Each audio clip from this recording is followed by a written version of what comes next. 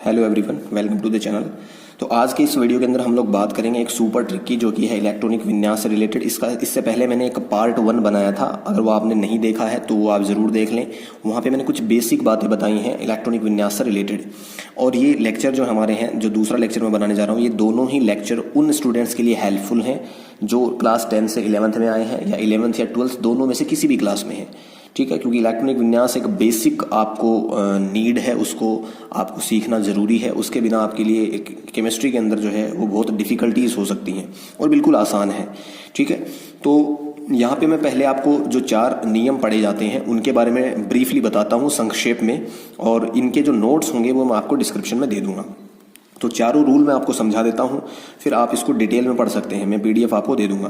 पहला रूल जो है वो है पाउली का अपवर्जन नियम। पाउली ये कहता है कि आपके पास कोई भी 2 इलेक्ट्रॉन हैं तो उनके लिए चारों क्वांटम संख्याओं के मान कभी भी सेम नहीं हो सकते हैं। ठीक है, कहने का मतलब ये है कि आपके पास 2 इलेक्ट्रॉन हैं।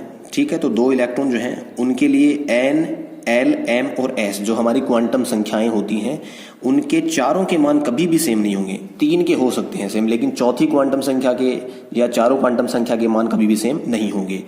दूसरी बात, हुंड का अधिकतम बहुपता नियम। हुंड ये कहता है कि आपके पास जो इलेक्ट्रॉन होंगे उनको आपको इस प्रकार भरना है कि जो एक समान ऊर्जा स्तर के कक्षक होंगे उनमें सब में पहले एक एक इलेक्ट्रॉन जाए। सपोज दैट हमारे पास P जो ऑर्बिटल है उसके अंदर Px होता है, Py होता है, Pz होता है। तो मेरे पास अगर 4 इलेक्ट्रॉन है तो मैं पहला इलेक्ट्रॉन Px में भरूंगा, फिर दूसरा Py में, तीसरा Pz में, और चौथा इलेक्ट्रॉन वापस किस में आएगा? Px में। मैं ये नहीं कर सकता कि आपने पहले 2 इलेक्ट्रॉन Px में भर दिए, फिर एक Py में भर दिया। सपोज दैट मेरे पास 3 ही इलेक्ट्रॉन होते तो मैं ये नहीं कर सकता कि 2 Px में भर दिया, एक Py में, और Pz खाली रह गया। नहीं, ये गलत वे है इलेक्ट्रॉन भरने का। करेक्ट वे क्या है? 3 इलेक्ट्रॉन है तो पहले तीनों में एक एक जाएगा। चौथा इलेक्ट्रॉन अगर आपके पास है तो चौथा फिर युग्मन होगा। ठीक है, ये हुंड का नियम है।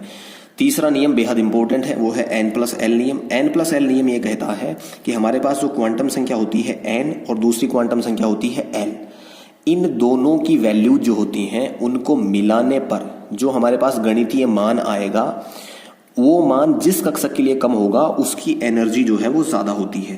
तो अगर जिस कक्षक के लिए वो N+L का मान कम आएगा उसकी एनर्जी कम होती है। ठीक है, तो N+L जो है, सपोज दैट मान लीजिए मेरे पास आपको 2 कक्षकों का मैं बना कर दिखाता हूं। पहला आपके पास 4D है और एक आपके पास 5S है। तो N का मान जो है वो यहाँ पर कितना है? 4 है। L का मान जो है वो D के लिए कितना होता है? D के लिए होता है 2। तो N+L का मान कितना बना? 6। 5S में N का मान कितना है? 5। S के लिए L का मान होता है 0। तो इसके लिए N+L की वैल्यू कितनी बनी? 5। पहले इलेक्ट्रॉन किस में जाएगा? 5S में। फिर किस में जाएगा? 4D में, क्योंकि इसके लिए N+L का मान ज्यादा है। तो N+L का मान ज्यादा अगर होता है तो उसमें इलेक्ट्रॉन बाद में जाता है। अगर मैंने पहले गलत स्टेटमेंट बोला तो उसको आप करेक्ट कर लेंगे। N+L का मान अगर जिसके लिए ज्यादा होता है उसमें इलेक्ट्रॉन बाद में जाते हैं। ठीक है, तो ऐसे आप चेक कर सकते हैं। चौथी बात, अर्धपूरित और पूर्णपूरित कक्षकों का स्थायित्व है। अर्धपूरित कक्षक अगर आपके पास है और पूर्णपूरित अगर कक्षक आपके पास है तो उसका स्थायित्व ज्यादा होता है। सबसे ज्यादा स्थायित्व होता है पूर्णपूरित कक्षक का, फिर होता है अर्धपूरित का, और अगर ये दोनों ही नहीं है तो उसका स्थायित्व सबसे कम होता है। मान लीजिए आपके पास P ऑर्बिटल है, तो P में अगर 6 इलेक्ट्रॉन भरे हुए हैं, पूरा भरा हुआ है, तो वो सबसे ज्यादा स्थायी है। उससे कम स्थायी कौन होगा? जब 3 भरे होंगे। और अगर ये दोनों ही स्थिति आपके पास नहीं है तो वो सबसे कम स्थायी होगा। ये नियम हमारे कंप्लीट हुए। अब लास्ट लेक्चर में मैंने आपको बताया था कि आपको एक ऊर्जा क्रम याद रखना है कक्षकों का, जो ये था। तो अब दिक्कत ये आती है कि इसको याद कैसे रखें। तो इसके लिए मैंने एक ट्रिक बनाई है। ट्रिक क्या है? जैसे मान लीजिए आपको पता है पहले इलेक्ट्रॉन किस में जाएगा? 1S में। दोबारा दूसरा इलेक्ट्रॉन किस में जाएगा? 2S में। पहले 1S में जाएंगे इलेक्ट्रॉन, फिर 2S में जाएंगे। तो ये भी S है, ये भी S है। मैंने ऊपर लिख दिया स्कूल। फिर किस में जा रहा है? 2P में, फिर 3S में। तो ये क्या बन गया? Public school. ठीक है, फिर दोबारा किस में जा रहा है? इसके बाद 2S के बाद 2P में, फिर 3S में, इसके बाद वापस किस में जाएगा? P में, फिर S में। तो ये दोबारा पब्लिक स्कूल। फिर किस में जा रहा है? इसके बाद जो है वो 4S के बाद जो है वो किस में जाएगा? 3D में। तो DPS, दिल्ली पब्लिक स्कूल। फिर दोबारा यहां से निकलने के बाद किस में जाएगा? देखो 4D में, फिर D, फिर P, फिर S। दोबारा मैंने क्या लिख दिया? Delhi public school. फिर देखो यहाँ पर इसके बाद जो है कौन है, एफ है, तो फिर एफ, फिर डी, फिर पी, फिर एस। तो मैंने यहाँ पे लिखा है फाड़ू दिल्ली पब्लिक स्कूल। फिर दोबारा आपको याद रखना है एफ, यहाँ एफ से फाड़ू दिल्ली पब्लिक स्कूल, ठीक है। 8वां ऊर्जा स्तर होगा तो 8S बन जाएगा वो, फाड़ू दिल्ली पब्लिक और स्कूल, फाड़ू दिल्ली पब्लिक और स्कूल। अब सुनो भाई एक बात ध्यान से, ये तो आपको याद करने का तरीका है, क्योंकि आप जानते हैं पहले ऊर्जा स्तर में सिर्फ एस होगा, दूसरे में एस होगा, पी होगा, ठीक है, तीसरे में एस भी होगा, पी भी होगा, डी भी होगा, चौथे में एस भी होगा, पी भी होगा, डी भी होगा, एफ भी होगा। तो आपको अब अगर ये आपको ध्यान नहीं रहे कि पहले बाद में कौन है, तो इसको आप ऐसे याद रख सकते हैं। देखो हर शब्द जो है वो 2 बार आएगा, स्कूल, फिर पब्लिक स्कूल, फिर दोबारा पब्लिक स्कूल, फिर पब्लिक स्कूल, फिर दिल्ली पब्लिक स्कूल, फिर दिल्ली पब्लिक स्कूल, फिर फाड़ू दिल्ली पब्लिक स्कूल, फिर दोबारा फाड़ू दिल्ली पब्लिक स्कूल। तो ये सुपर ट्रिक है, इसको आप याद कर सकते हैं कैसे सीक्वेंस आपको बनाना है। क्लियर। अब मैं आपको इलेक्ट्रॉनिक विन्यास लिखना सिखाता हूँ, ठीक है। तो सबसे पहले हम आसान से स्टार्ट करते हैं कि अक्रिय गैस जो हमारे पास होती है, अक्रिय गैस की हेल्प से आप कैसे इलेक्ट्रॉनिक विन्यास लिख सकते हैं। तो अक्रिय गैस जो है वो वर्ग संख्या 18 में आती हैं, आप जानते हैं सबसे लास्ट वर्ग है अक्रिय गैसों का। यहां आपको क्या याद रखना है, अक्रिय गैस जो है उनका परमाणु क्रमांक। सबसे पहले अक्रिय गैस आती है हीलियम, जिसका परमाणु क्रमांक होता है 2, ठीक है। फिर 10 पे नियोन, 18 पे आर्गन, 36 पे क्रिप्टॉन, 54 पे जीनोन और 86 पे रेडोन। इनका आपको परमाणु क्रमांक रखना याद बहुत जरूरी है। दूसरी बात ये कि आपको जिस एलिमेंट का विन्यास लिखना है, इलेक्ट्रॉनिक विन्यास, उसका आपको ये भी आइडिया होना चाहिए कि वो कौन से आवर्त में आता है। अगर ऐसा आपको याद नहीं रहता है तो फिर आपके लिए थोड़ा सा मुश्किल हो सकता है। आपको एलिमेंट का पता होना चाहिए कि वो कौन से आवर्त में आता है। तो सपोज दैट अपन बात करते हैं सोडियम की, तो सोडियम जो है वो हमारे पास जो एलिमेंट है वो एटॉमिक नंबर उसका 11 है और ये आता है हमारे पास आवर्त संख्या 3 में। अब आपको कैसे अक्रिय गैस की हेल्प से विन्यास लिखना है, सुनो भाई ध्यान से। हमारे पास सोडियम है और आवर्त संख्या 3 में आता है। आवर्त संख्या 3 से जस्ट ऊपर जो आवर्त है वो आवर्त संख्या 2 है। तो आवर्त संख्या 2 में के अंत में जो अक्रिय गैस आती है वो होती है नियोन, जिसका परमाणु क्रमांक कितना है, 10। तो नियोन जो है उसके लिए आपने 10 परमाणु क्रमांक लिखा है, तो 11 में से 10 इलेक्ट्रॉन तो कौन कंज्यूम कर जाएगा, नियोन कर जाएगा। बचा कितना इलेक्ट्रॉन, 1 इलेक्ट्रॉन। वो 1 इलेक्ट्रॉन आपको कहां भरना है, 3s1 में। अब इसको आप कैसे याद रखेंगे, देखो आपको पता है पहले s आएगा, तो 11 में से 2 इलेक्ट्रॉन कौन ले गया, s, 2s ले गया, 2 ये वाला s लेगा, 4, फिर p लेगा, कितने हो गए 4 और 6 4, और यहाँ पे 6 कितने हो गए 10। तो ये इतना जो है वो तो कौन ले गया, नियोन ले गया। इसके बाद कौन आता है, s।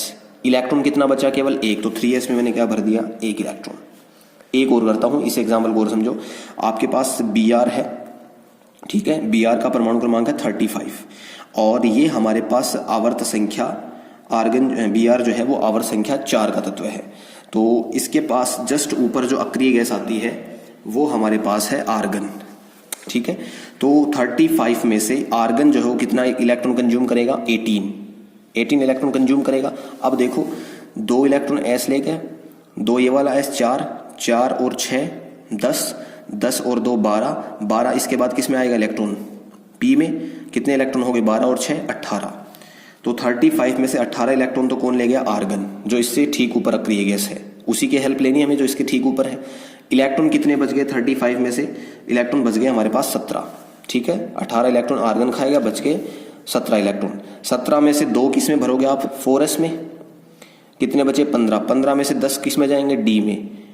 अब कितने बचे इलेक्ट्रॉन, 5, तो 5 किस में जाएंगे, 4p में। तो यहाँ पे आपने क्या लिख दिया है, ये बनेगा 4p, ठीक है, 4p5, 4s2 फिर 3d10 फिर 4p5, 4s2 फिर 3d10 और इसके बाद 4p5। तो 17 इलेक्ट्रॉन ऐसे भरे जाएंगे। तो आपको किसकी हेल्प लेनी है, जो अक्रिय गैस इसके ठीक ऊपर उपस्थित होती है, ठीक है। अब बात करते हैं हमारे पास कॉपर की, ये बहुत इंपॉर्टेंट है, दोनों ही कॉपर और Ag। तो आपके पास कॉपर जो है वो आवर्त संख्या 4 में आता है। आवर्त संख्या 4 में अगर आता है तो हमें आवर्त संख्या 3 वाली जो अक्रिय गैस होगी उसकी हेल्प लेनी पड़ेगी। आवर्त संख्या 3 में कौन है अक्रिय गैस, आर्गन, जो आवर्त संख्या 4 के ठीक ऊपर होगी। कॉपर में इलेक्ट्रॉन कितने हैं टोटल, 29। 18 इलेक्ट्रॉन कौन कंज्यूम कर देगा, आर्गन। अब बाकी बचे इलेक्ट्रॉन की स्थिति देखनी है। देखो पहले 2 इलेक्ट्रॉन 1s में, 2 4 और 6 10 और 2 12 और 6 18, 3p तक तो आर्गन ने काम कर दिया आपका। अब इलेक्ट्रॉन कितने बच गए आपके पास? अब आपके पास इलेक्ट्रॉन बच गए हैं 11। 11 में से 2 तो किस में जाएंगे? 4s में, और बाकी 9 किस में जाएंगे? 3d में, क्योंकि 4s के बाद इलेक्ट्रॉन किस में जाएंगे? 3d में। तो बनना क्या चाहिए था? 4s2 3d9। लेकिन कॉपर की केस में आपको याद रखना है, क्योंकि अगर आप ये विन्यास लिखते हैं 4s2 3d9, तो आपको पता है d जो है उसमें 1 इलेक्ट्रॉन कम है। अगर 1 इलेक्ट्रॉन और आ जाए तो d पूरा भर जाएगा। तो इन दोनों कक्षकों की ऊर्जा में अंतर बहुत कम होता है, इसलिए 1 इलेक्ट्रॉन किस में आ जाता है? d में। तो ये 4s1 बचता है, और 3d में कितने हो गए? 10।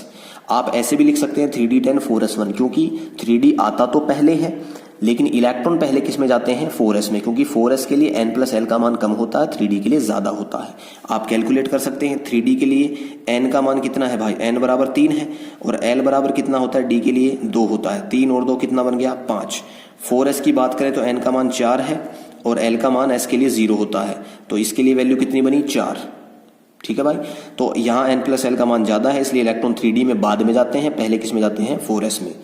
ठीक है, जबकि आता 3d पहले है, आपके सामने है, देखो अभी देखते हैं हम। 3d पहले आ रहा है, लेकिन इलेक्ट्रॉन पहले किस में जा रहे हैं? 4s में। ऐसी कहानी Ag में है, Ag आप खुद से लिख के देखेंगे। और एक ऐसा ही केस जो है वो क्रोमियम 24 का भी होता है। ठीक है, तो क्रोमियम 24 भी आप खुद से लिख के देखेंगे। ये बनेगा क्रिप्टॉन, जो इसके ठीक पहले हमारे पास अक्रिय गैस होती है, सॉरी आर्गन, क्रिप्टॉन नहीं आर्गन, इसके ठीक पहले अक्रिय गैस होती है तीसरे आवर्त की, और इसके पास जो कॉन्फ़िगरेशन बनता है वो बनता है 3d5 4s1, क्योंकि यहाँ पे बनना तो चाहिए 3d4 4s2, लेकिन 1 इलेक्ट्रॉन 4s से किस में चला जाता है? 3d में, और 3d आधा भर जाता है, क्योंकि आधे भरे कक्षक का स्थायित्व ज्यादा होता है। तो ये कुछ कहानी थी। हम अक्रिय गैस की सहायता से इलेक्ट्रॉनिक विन्यास जो है वो लिख सकते हैं। सबसे इंपॉर्टेंट बात जो है वो ये ट्रिक है, इसको आप याद रख के आप एनर्जी का क्रम जो है उसको याद रख सकते हैं। So thank you for watching. अगर आपको वीडियो पसंद आया है तो आप कमेंट बॉक्स में लिखें, और नेक्स्ट जो लेक्चर है उसके लिए आप जरूर मुझे बताएं कि कौन से टॉपिक पे आपको वीडियो चाहिए।